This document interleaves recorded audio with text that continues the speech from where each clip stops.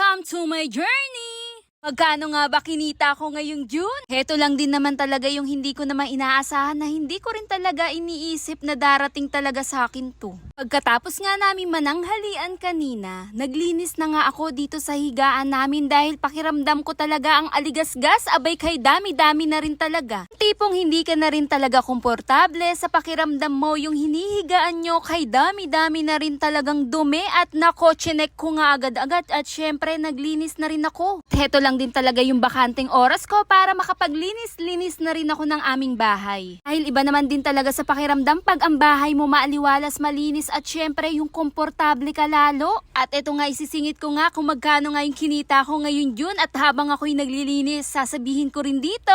Tama nga ang kasabihan nila, walang imposible basta tunay at mabuti ang hangari mo sa ginagawa mo at sa kapwa mo, mapapasabi ka na lang salamat sa iyo Lord. Hindi ko naman lubos akalain na mangyayari sa akin to, yung hindi ko rin talaga inaasahan talaga. Hindi ko po ito pinagmamayabang. Yung hindi ko lubos maisip na nangyari talaga para sa akin at ibinigay niya para sa akin. Sa isang iglap maiisip mo unexpected din talaga. Yun din po talaga yung totoong nararamdaman ko. Yun din po talaga. Kundi makapagbigay inspirasyon din po sa iba. Dahil kung ako nga nagawa ko, paano pa kaya kayo? Lalo na sa mga baguhan lang din na gaya ko. Pwede din talagang mangyari to. Siyempre, magpapasalamat sa lahat ng sumuporta at nagpapatuloy na nandyan para sa akin. Dahil hindi naman dahil sa panunood nyo, hindi rin naman ako magkakaroon nito.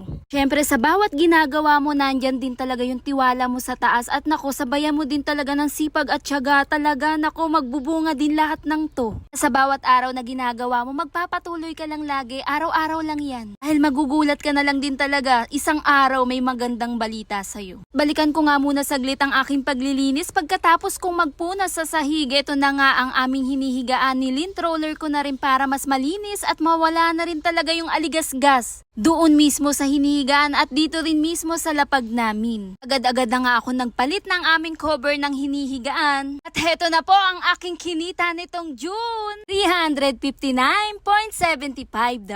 Ito po yung hindi ko rin talaga iniisip akalain na mangyayari to ngayong buwan pa mismo. Dahil sa totoo lamang po, talagang iniisip ko na darating para sa akin to, October din talaga. October talaga yung bilang ko. Sabi ko, bigay mo na lang din sa akin Lord sa darating na October, pa-birthday mo na lang sa akin to.